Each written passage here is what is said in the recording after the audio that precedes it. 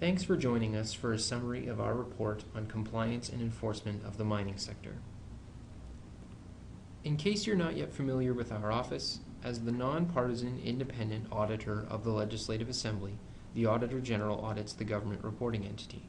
This consists of ministries, crown corporations, and other government organizations such as universities, colleges, school districts, health authorities, and similar organizations that are controlled by or accountable to the provincial government. The Office of the Auditor General serves the people of British Columbia and their elected representatives by conducting independent audits and advising on how well government is managing its responsibilities and resources. Under the Auditor General Act, the Auditor General conducts and reports on both financial audits and performance or value for money audits. Mining has a long history here in BC and is an important economic driver. 30,000 people work in mining and related sectors in the province. In 2013, production and exploration reached $7.5 billion. However, mining comes with environmental concerns. In BC, metal mines typically generate great quantities of waste material in order to extract the target mineral. This image of the Highland Valley copper mine shows that to extract 500 tons of copper each day, the mine then produces 135,500 tons of waste material. One environmental concern that stems from this waste rock is acid rock drainage. In some cases, when waste rock is exposed to air and water, it can produce acidic water. If left untreated, this acidic water can kill aquatic life and make water virtually unusable. The picture to the left shows a 2,000-year-old Spanish mine that still produces acidic wastewater. A common practice in BC to prevent acid rock drainage is to store the acid-generating rock underwater in tailings ponds. This minimizes the oxidation process. Another practice is to chemically treat the water through water treatment plants. There are a number of active water treatment plants at major mines. They are indicated by those symbols outlined in red on the map. These tailings storage and water treatment facilities may need to operate in perpetuity. Compliance and enforcement is needed to protect the environment. For this audit, we focused on the Ministry of Energy and Mines and the Ministry of Environment because they both have environmental protection mandates and associated compliance and enforcement responsibilities. The Ministry of Energy and Mines responsibilities apply generally within the mine site, whereas the Ministry of Environment's responsibilities are generally beyond the mine site. We conducted this audit to determine whether both ministries' compliance and enforcement activities pertaining to the mining sector are protecting the province from significant environmental risks. We expected the compliance and enforcement programs of the two ministries to have 7 key elements as shown in this graphic. We also expected that both ministries would be working together to achieve their combined objective of protecting the environment. Some of our findings from each of these 7 areas are highlighted per ministry in the following slides. Overall, almost every one of our expectations for a robust compliance and enforcement program were not met. Looking first at the Ministry of Energy and Mines and its planning, we expected it to have an overall compliance and enforcement program underpinned by a strategic plan. We found that it has not focused on developing a compliance and enforcement program. Most of the ministry's efforts are devoted to supporting the development of mining through processing permits. This emphasis reflects the Ministry of Energy and Mines' mandate to promote the development of mining in BC. However, we found that this emphasis on mining promotion, combined with a weak compliance and enforcement program, creates the risk of regulatory capture for the ministry. Regulatory capture occurs when the regulator, created to act in the public interest, instead serves the interests of industry. MEM exhibits most of the signs of regulatory capture as shown in the bulleted list. Now let's talk a bit about our findings around the Ministry of Energy and Mines under permitting. Mining companies are responsible for reclaiming the land and water courses affected by the mine. If water treatment is necessary, the mining companies are responsible for both building and maintaining the water treatment facilities. The mining companies provide a financial security deposit up front to government to reduce the risk that taxpayers will be left to cover costs if a company defaults on its reclamation obligations. As shown in Exhibit 12 in the report, some mining companies have not provided government with enough financial security deposits to cover potential reclamation costs. Current estimates put that liability over $2 billion. The Ministry of Energy and Mines has collected $0.9 billion, a shortfall of over $1.2 billion. This means that for some mines, there is a risk that taxpayers may bear the costs for long-term monitoring, perpetual water treatment, and land reclamation after mining activities cease. As shown here from the Ministry of Energy and Mines data, the total number of inspections across the entire health, safety, and permitting branch has declined significantly since the early 2000s. While this graph may show a trend for the broader organization, our audit focused specifically on geotechnical and reclamation inspections. In these areas, the Ministry's data indicates that geotechnical and reclamation inspections at major operating mines fluctuated from a high of nearly 20 for both types of inspections to a low of 0 geotechnical inspections in 2010. This includes 5 years of single-digit inspections for both types of inspections. Enforcement is the backbone to any compliance program. It is the final line of defense against environmental degradation. To be effective, enforcement programs must involve swift and predictable responses to violations and responses that include appropriate sanctions. When it comes to being swift, we noted several instances in which significant non-compliance persisted for years. For example, the Ministry of Energy and Mines failed to compel the operator of the Myra Falls mine on Vancouver Island to address the issue of seismic safety for 14 years. Looking at appropriate sanctions, the Ministry of Energy and Mines inspection staff have 2 enforcement tools at their immediate disposal. They are 2 extremes. The first is a written order that compels the mine to act, and second, a temporary suspension or shutdown. For mine operators with a history of non-compliance, written orders are sometimes ineffective as a deterrent. The Ministry usually avoids issuing a temporary suspension or shutdown because of the social and economic implications. The risk of environmental damage is real. In August 2014, during the course of our audit, the tailings dam failed at the Mount Polley copper and gold mine in south-central BC. The breach resulted in the release of an estimated 25 million cubic meters of wastewater and tailings into adjacent water systems and lakes. The mining company has since been working on the cleanup, but the full extent of the environmental repercussions is still unknown. This is a picture of the perimeter embankment slope at Mount Polley where the dam breached. At the time of the failure, the slope was approximately 13 stories high. In response to this event at Mount Polley, government convened an independent expert engineering investigation and review panel to determine the mechanics of how the dam failed. They concluded that the primary cause of the breach was foundation failure due to a weak layer in the perimeter embankment foundation materials. However, the panel also concluded that had the downstream embankment slope been flattened in recent years as proposed in the original design, failure would have been avoided.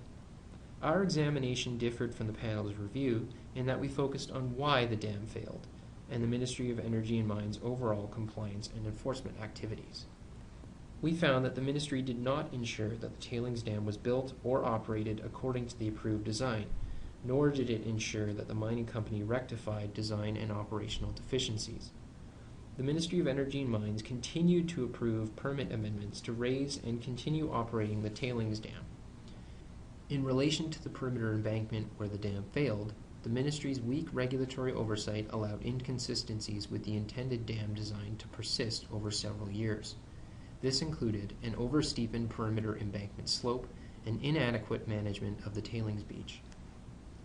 Looking at why the Ministry of Energy and Mines did not enforce the dam design, we found the following. First, an over-reliance on qualified professionals.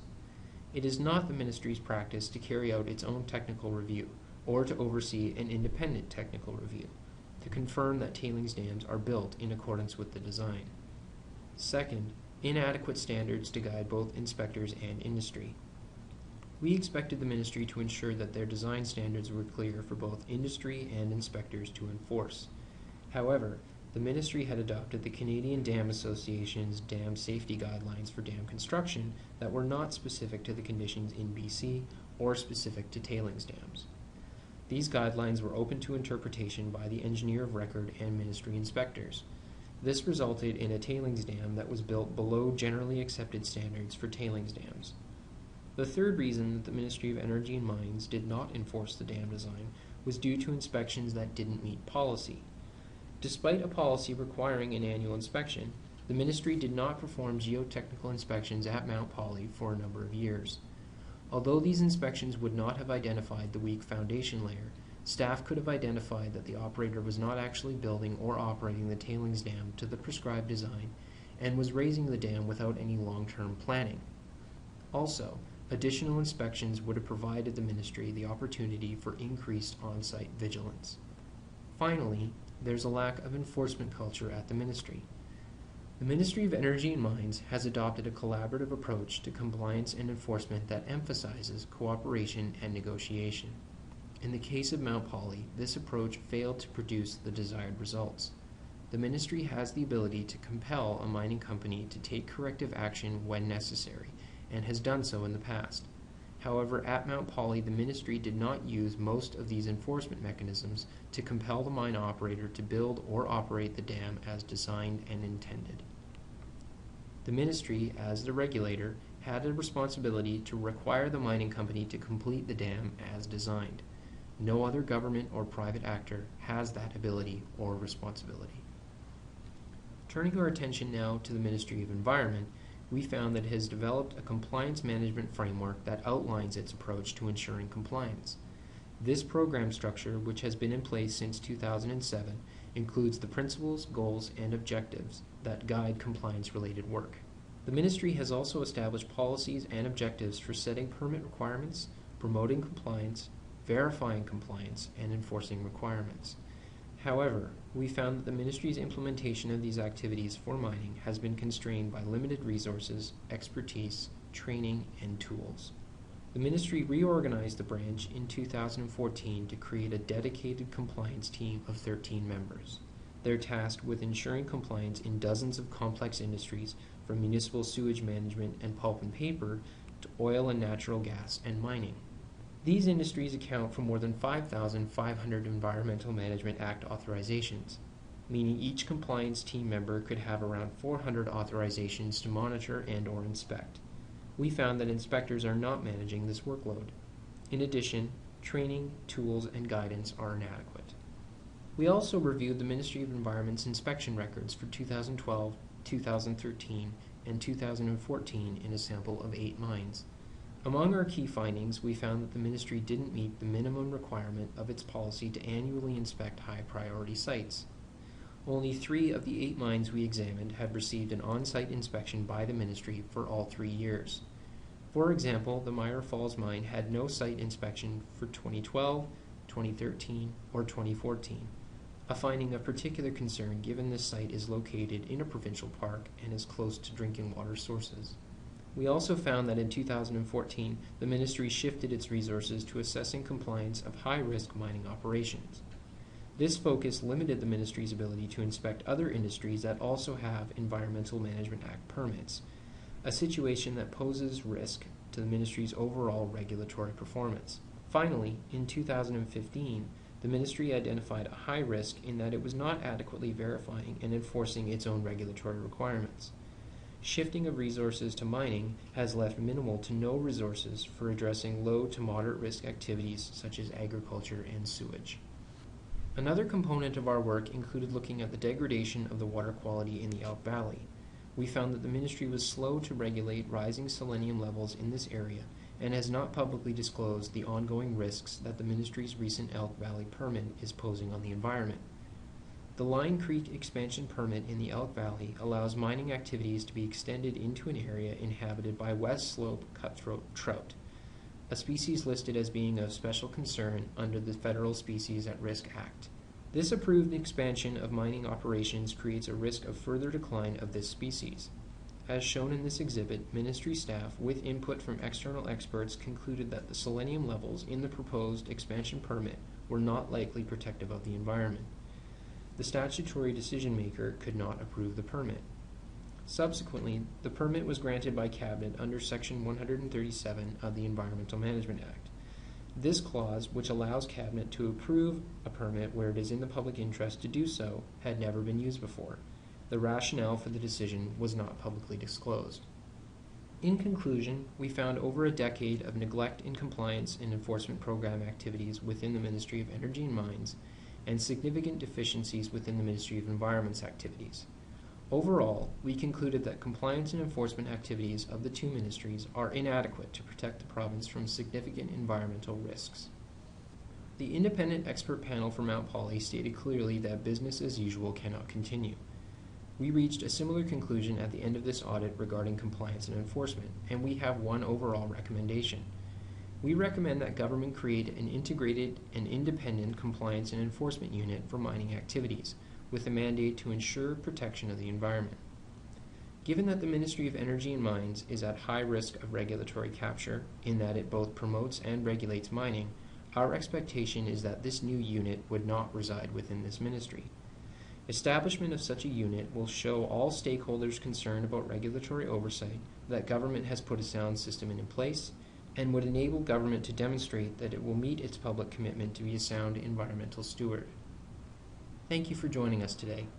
To read this report and others, or for more information about our office, please visit our website at www.bcauditor.com.